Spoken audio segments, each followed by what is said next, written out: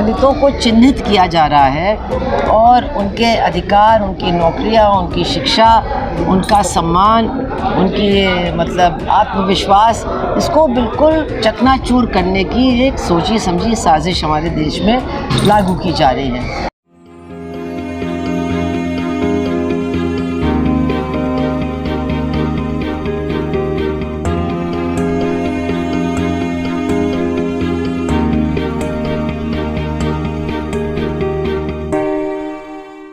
दोस्तों, रतनलाल बोल रहा हूँ। आज मैं नई दिल्ली के हरकिशन सिंह सुरजीत भवन में हूँ। वहाँ देश के कई संगठनों द्वारा एक दिवसीय राष्ट्रीय संगोष्ठी का आयोजन किया गया है और उसका विषय है जो दलितों के खिलाफ लगातार जो हिंसा बढ़ रही है देश में, और कई तरह की हिंसा, सिर्फ फिजिकल नहीं, मानसिक हिंसा भी।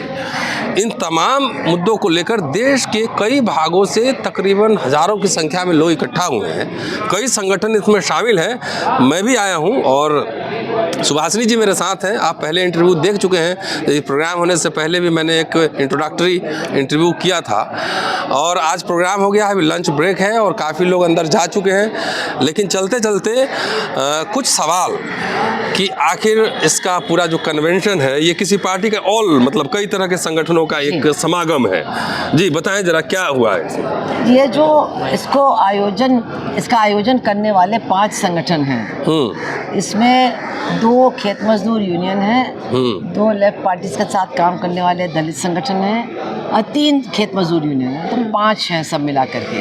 तो मतलब लेफ्ट के साथ करने वाले काम दलित अधिकार के सवाल पर ये 5 संगठन हैं। और हम लोगों ने पिछले 2-3 महीने में ये योजना बनाई कि जो 2014 के बाद से हालात और भी ज़्यादा ख़राब हुए हैं और चौतरफा हमला, हम तो कहेंगे देश के गरीबों पर, जिसका बहुत बड़ा हिस्सा दलितों का है, आदिवासियों का है, पिछड़ों का है, अल्पसंख्यकों का है, महिलाओं का है, उन पर जो हमले हैं चौतरफा बहुत ज़्यादा बढ़ गए हैं और एक तरह से दलितों को चिन्हित किया जा रहा है और उनके अधिकार, उनकी नौकरियां, उनकी शिक्षा, उनका सम्मान, उनकी मतलब आत्मविश्वास, इसको बिल्कुल चकनाचूर करने की एक सोची समझी साजिश हमारे देश में लागू की जा रही है। तो ऐसी हालत में ये तय किया गया कि इस सवाल पर एक बड़ा सम्मेलन किया गया है और ख़ासतौर से जो उत्तर भारत के लोग हैं, जहाँ पर ये समस्याएं सबसे ज़्यादा गंभीर है और जहाँ पर आंदोलन भी कुछ हद तक कमज़ोर है, वहाँ के लोगों को इकट्ठा किया जाए और बहुत सारे संगठनों को बुलाएं।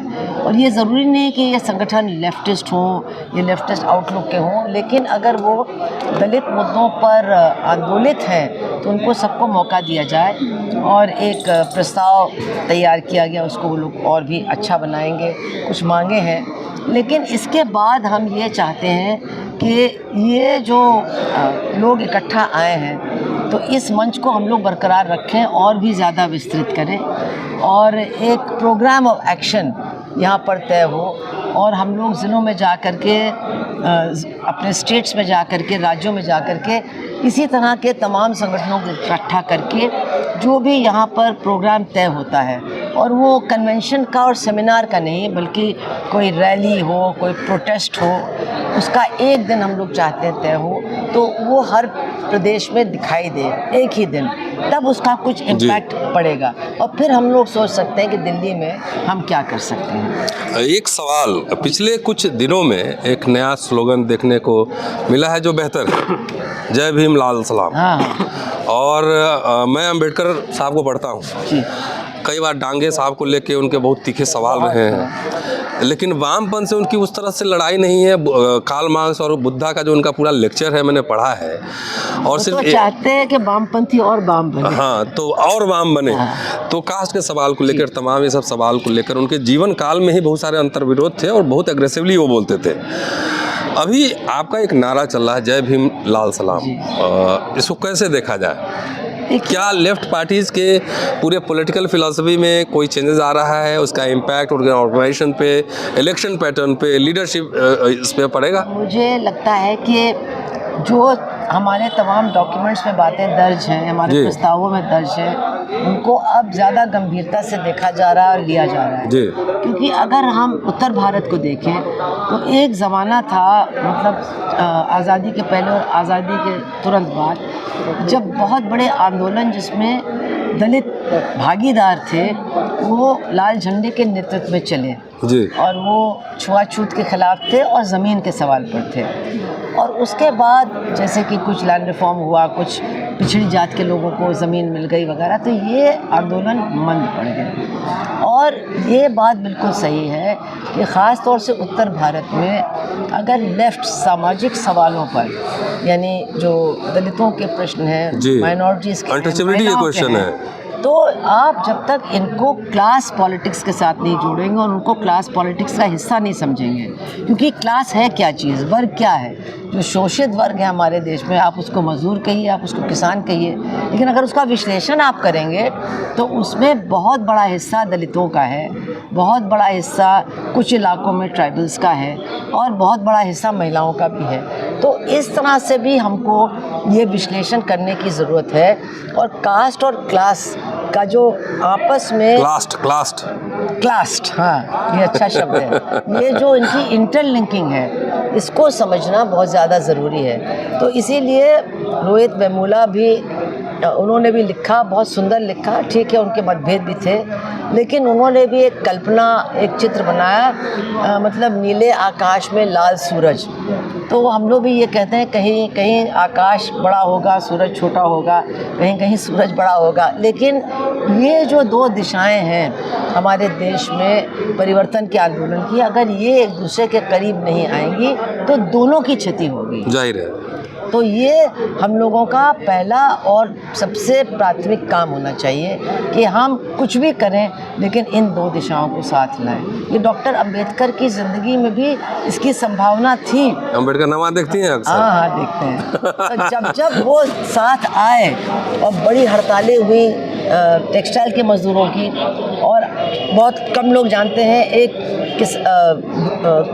गरीब किसानों के, उन्होंने एक मार्च में पार्टिसिपेट किया, श्यामराव पलोलेकर जो एक कम्युनिस्ट पार्टी के बाद में नेता बने, खोद के खिलाफ, एक सामंती खोद व्यवस्था, खोद सिस्टम। तो इन सारी चीज़ों में लेफ्ट के लोग और बाबा साहब एक साथ मिल करके लड़े।